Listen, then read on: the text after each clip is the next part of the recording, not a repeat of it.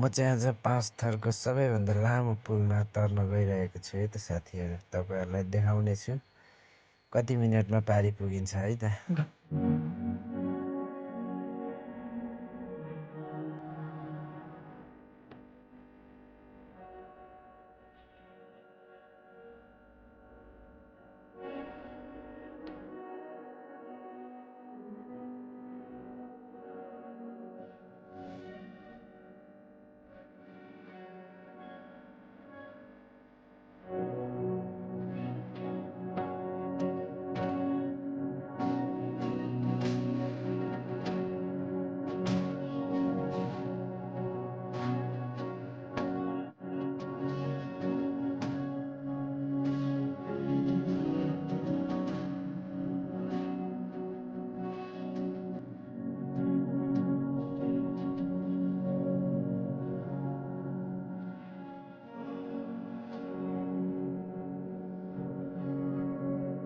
ल है साथीहरू, म चाहिँ पुल तरिसकेँ है।